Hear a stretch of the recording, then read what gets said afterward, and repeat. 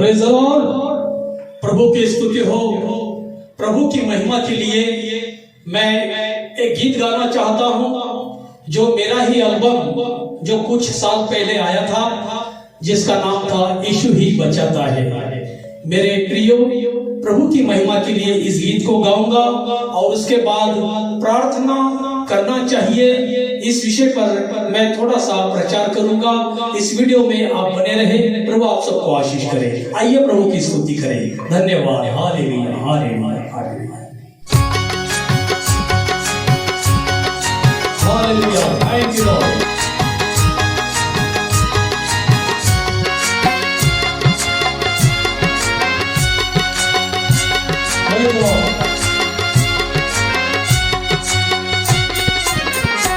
मेरे यीशु प्रभु मेरे दिल में हुआ, मेरे दिल का तो पूरी सरकार है।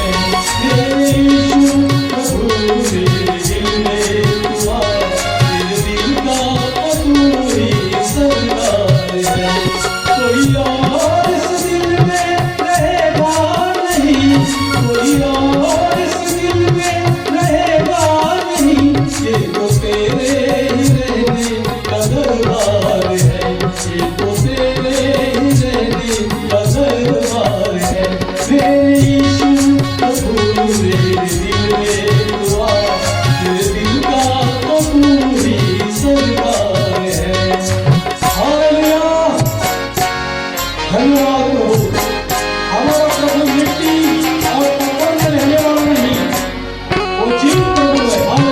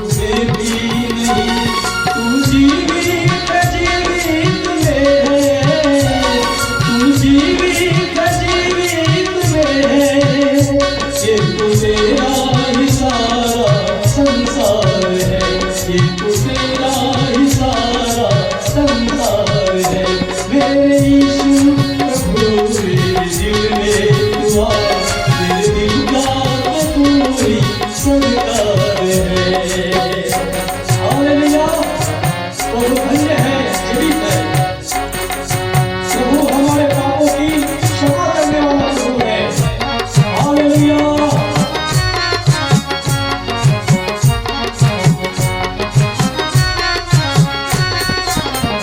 मेरे पापों की क्षमा तू करता प्रभु, मुझे अपार दया से तू भरता प्रभु।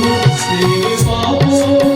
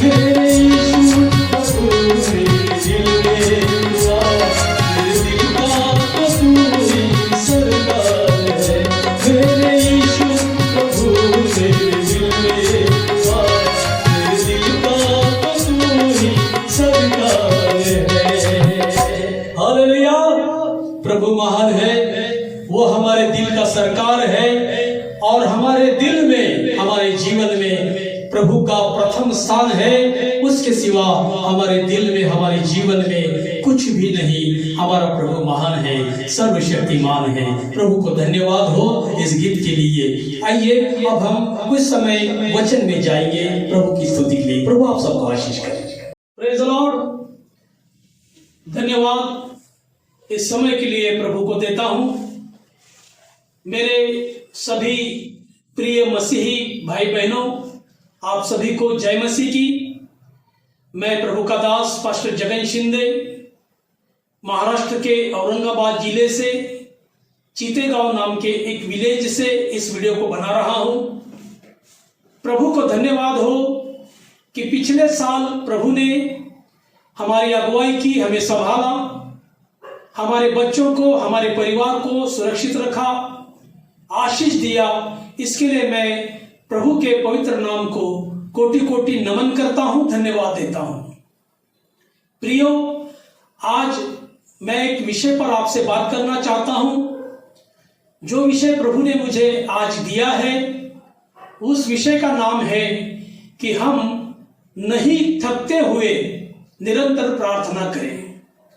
हालांकि इस विषय को हम बहुत बार सुन चुके हैं, कई बार हमने इस पर मनन भी किया है, लेकिन 2-3 दिन पहले जब मैं प्रार्थना में बैठा था तो प्रभु की आत्मा ने मुझे दर्शाया कि मेरे लोगों को प्रार्थना करने के लिए उत्साहित कर और उनसे थोड़ी चर्चा कर। इसके लिए प्रभु की आत्मा के द्वारा इस विषय को मैं लेकर आपके सामने आया हूं।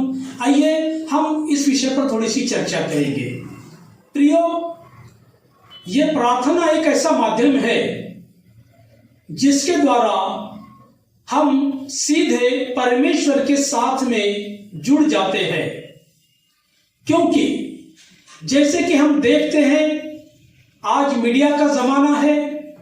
आज मीडिया बहुत ही तेज गति से चल रहा है, लेकिन स्वर्ग में परमेश्वर के पास यदि हमको कोई संदेशा, हमारी कुछ जरूरत की बातें, कुछ सहायता की बातें यदि हम परमेश्वर तक पहुंचाना चाहते हैं, तो उसके लिए मीडिया का माध्यम उतना प्रभावी नहीं है। इसका एक ही माध्यम है, वो है प्रार्थना करना चाहिए। क्योंकि आदम और हवा को जब परमेश्वर ने बनाया, उस वाटिका में परमेश्वर जब भोर के समय आते थे, उनका एक ही उद्देश्य था कि आदम और हवा से उनकी वार्ता हो, उनसे बातचीत हो, और परमेश्वर बड़े आनंद से उनको मिलने के लिए आते थे। इसका मतलब यह हुआ कि परमेश्वर हमसे बातें करना चाहते हैं और हमको भी परमेश्वर से बातें करना चाहिए, उनसे प्रार्थना करना चाहिए। यह हमारे आत्मिक जीवन का सबसे बड़ा एक बेसिक महत्व का मुद्दा है, जो हमारे मसीही लोगों को हमारे ध्यान में रखना चाहिए। यही हमारे आत्मिक जीवन का बेसिक है, फाउंडेशन है। यही हमारे आत्मिक जीवन की नींव है, जिसके ऊपर हम अपनी आत्मा की इमारत को खड़ी कर सकते हैं। प्रभु को धन्यवाद हो इस सुंदर समय के लिए। तो प्रार्थना में भी मेरे 2 बातें मुझे इस दिनों में सीखने को मिली, देखने को मिली। 2 प्रकार की प्रार्थनाएं। एक प्रार्थना वो जो खुद के लिए करना चाहिए परमेश्वर के साथ बातें करने के द्वारा, और एक प्रार्थना वो जो एक दूसरे के लिए करना चाहिए। ये दोनों ही बातें बाइबल में बताई हुई है। इसमें से मैं एक बात पर आपसे चर्चा करूंगा आज के इस वीडियो में। अगले वीडियो में मैं खुद के लिए प्रार्थना करना चाहिए इस विषय पर भी जरूर बात करूंगा, लेकिन आज का मेरा विषय है एक दूसरे के लिए प्रार्थना करना क्यों जरूरी है, और प्रार्थना करना ही चाहिए। ये हमारा दायित्व बनता है, हमारी जिम्मेदारी है, क्योंकि हम प्रभु में एक दूसरे की सहायता करते हैं, एक दूसरे से प्रेम करते हैं। तो आइए मैं एक छोटे से कुछ वचन आपके लिए पढ़ना चाहता हूं, जिसके लिए मैंने बाइबल से एक चीज ली है। 1 तीमोथी इसका दूसरा अध्याय का 1 से 8 तक वचन से प्रभु ने बात किया है। तो मैं इस वचन को आपके सामने पढ़ना चाहता हूं। प्रभु को धन्यवाद हो। पहला तीमोथी दूसरा अध्याय 1 से 8 तक। अब मैं सबसे पहले यह आग्रह करता हूं कि विनती और प्रार्थना और निवेदन और धन्यवाद सब मनुष्यों के लिए किया जाए। देखिए, इस वचन में लिखा है सब मनुष्यों के लिए किया जाए। अब कभी कभी क्या होता है, बहुत बार सेवा करते समय हमारे पास प्रार्थना की विनती आती है। जैसे कुछ भाई लोग, कुछ बहन लोग बोलते हैं कि पास्टर जी या ब्रदर जी, आप हमारे लिए इस विषय के लिए प्रार्थना में जरूर याद रखिए। और उस समय तो हम उनको हाँ बोल देते हैं, ठीक है, हम आपके लिए प्रार्थना करेंगे। लेकिन हमारे जीवन की व्यस्तता के कारण, हमारे जीवन की भागदौड़ के कारण कभी कभी इन बातों को हम अनदेखा कर देते हैं और उनको दिए हुए शब्द के अनुसार हम प्रार्थना नहीं करते हैं। इसलिए ये पहला तीमोथी का जो पत्र है, जिसमें दूसरा अध्याय और उसके पहले वचन से 8वें वचन तक जो लिखा है, ये बहुत ही ध्यान देने वाली बात है। मैं पढ़ रहा हूं। अब मैं सबसे पहले यह आग्रह करता हूं कि विनती और प्रार्थना और निवेदन और धन्यवाद सब मनुष्यों के लिए किया जाए, राजाओं और सब ऊंचे पद वालों के निमित्त, इसलिए कि हम विश्राम और चैन के साथ में भक्ति और गंभीरता से जीवन को बिता सके। देखो, यहां लिखा है राजा और प्रधानों के लिए भी हमको प्रार्थना इसलिए करना चाहिए ताकि हम अपने जीवन को पूर्ण भक्ति और गंभीरता से हम अपना जीवन बिता पाए। अब ये राजा के लिए क्या होता है? हमारे देश के राजा कौन होते हैं? जैसे हमारे देश के प्रधानमंत्री हो, हमारे राज्य के सीएम हो, या हमारे देश के राष्ट्रपति हो, या हमारे देश के बड़े बड़े कोई नेता हो जो जनता का प्रतिनिधित्व करते हैं, पार्लियामेंट में हो, विधानसभा में हो, जहां भी हो, वो हमारे अधिकारी है। और बाइबल बताती है कि तुम अपने अधिकारियों के अधीनता में रहना चाहिए, क्योंकि इन अधिकारियों को जो अधिकार दिया गया है, यह स्वर्ग से और परमेश्वर की ओर से ही दिया गया है। जनता ने इन्हें चुना है और जनता के मन में इनके विषय में परमेश्वर ने ही यह विचार डाला है कि यही हमारा प्रतिनिधित्व करे। अब हम मसीह लोगों की इन दिनों में या हमेशा के लिए यह जिम्मेदारी बनती है कि हम अपने राजाओं के लिए, अपने प्रधानों के लिए और अपने अधिकारियों के लिए भी प्रार्थना करें। क्यों? क्योंकि उनके भी मन में राज्य को चलाने के लिए अच्छे विचार आए, उनको परमेश्वर ज्ञान बुद्धि दे, जो अपनी प्रजा को सच्चाई से चला सके, अपनी प्रजा को संभाल सके। इसलिए उनको जिस ज्ञान और बुद्धि की जरूरत होती है, जैसे सुलेमान राजा ने अपने राज्य को चलाने के लिए परमेश्वर से ज्ञान और बुद्धि को मांगा था, ऐसे ही हम अपने राजा और प्रधानों के लिए भी प्रार्थना करना चाहिए, जिससे कि हम पूरी भक्ति गंभीरता से अपने जीवन को बिता सकते हैं, सुख और समाधान से भी जीवन बिता सकते हैं। इसलिए हमको इस वचन में लिखा है कि राजा और प्रधानों के लिए भी हमें प्रार्थना की मध्यस्थी करना चाहिए परमेश्वर के पास। हालेलुया। और आगे लिखता है, यह हमारे उद्धारकर्ता परमेश्वर को अच्छा लगता है और भाता भी है। ऐसे करना हमारे सर्वशक्तिमान परमेश्वर को अच्छा लगता है और उनको ये पसंद भी है। भाता है मतलब पसंद भी आता है। ये करना हमारे मसीह लोगों की बहुत ही बड़ी जिम्मेदारी है। चौथे वचन में यह लिखा है, जो यह चाहता है कि सब मनुष्यों का उद्धार हो और वे सत्य को भली भांति पहचान ले, क्योंकि परमेश्वर एक ही है और परमेश्वर और मनुष्यों के बीच में एक ही बिचवई है, अर्थात मसीह यीशु जो मनुष्य है, जिसने अपने आप को सबके छुटकारे के दाम में दे दिया और उसकी गवाही ठीक समय पर दी गई। मैं सच कहता हूं, झूठ नहीं बोलता कि मैं इसी उद्देश्य से प्रचारक और प्रेरित और अन्य जातियों के लिए विश्वास और सत्य का उपदेशक ठहराया गया। इसलिए मैं चाहता हूं कि हर जगह पुरुष बिना क्रोध और बिना विवाद के पवित्र हाथों को उठाकर प्रार्थना किया करें। देखिए मेरे प्रिय, मेरे मसीह भाई बहनों, कितनी अद्भुत बात है। हमारे राजाओं के लिए, प्रधानों के लिए और हमारे मसीह भाइयों के लिए भी, जैसे हमने दूसरा अध्याय के पहले वचन में पढ़ा कि सभी मनुष्यों के लिए प्रार्थना की मध्यस्थी करना चाहिए। यह हमारा मसीह लोगों का दायित्व है, जिम्मेदारी है, ऐसे इस वचन में बताता है। प्रभु महान है, प्रभु सर्वशक्तिमान है, क्योंकि हम अगर और भी कुछ वचन को देखेंगे, पहला शमूएल के वचन में, एक पहला शमूएल का वचन का मैं पढ़ता हूं, तो पहला शमूएल उसका 12वां अध्याय और 23 वचन में ऐसे लिखा है, फिर यह मुझसे दूर हो कि मैं तुम्हारे लिए प्रार्थना करना छोड़कर यहोवा के विरुद्ध पापी ठहरूं। मैं तो तुम्हें अच्छा और सीधा मार्ग दिखाता रहूंगा।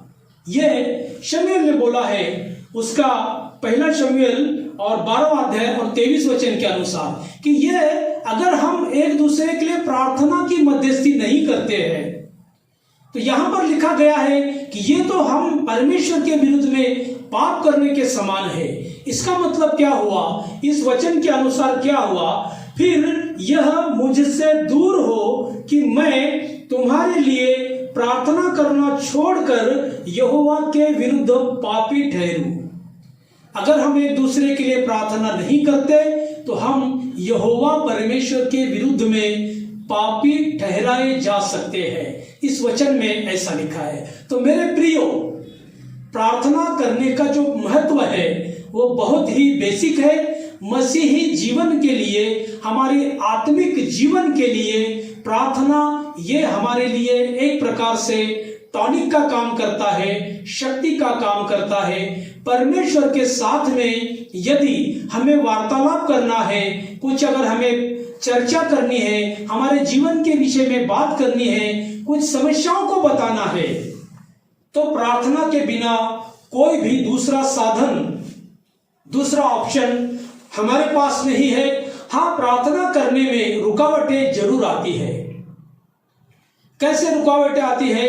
कभी कभी हम प्रार्थना के लिए बैठते हैं तो छोटे छोटे बच्चे डिस्टर्ब करते हैं। कभी कभी प्रार्थना करने की हमारी इच्छा रहती है, लेकिन कोहरे का समय होता है, ठंड बहुत पड़ रही है, उसलिए हमारी जान हमको बोलती है नहीं सो जा, प्रार्थना मत कर, सो जा। ऐसे वातावरण का भी कभी कभी डिस्टर्ब होता है। तो ये सारी चीजों के ऊपर हमें ताबा रखते हुए, कंट्रोल में लेते हुए, हमारे सर्वशक्तिमान परमेश्वर के साथ में प्रार्थना के माध्यम से संपर्क करना ही चाहिए। वो हमारी जिम्मेदारी है और वो हमारी जरूरत भी है। आइए इस वचन के द्वारा प्रभु आप सबको आशीष करे, प्रभु आप सबको बढ़ाए वचन में और शक्ति में, पवित्र आत्मा के सामर्थ्य में। प्रभु आप सबके परिवार को ब्लेस करे, सभी को आशीष करे। ये वचन आप सबके लिए आशीष का कारण हो, मैं प्रभु से विनती करता हूँ। Praise God. प्रभु आप सबको आशीष करे। Thank you so much. God bless all of you.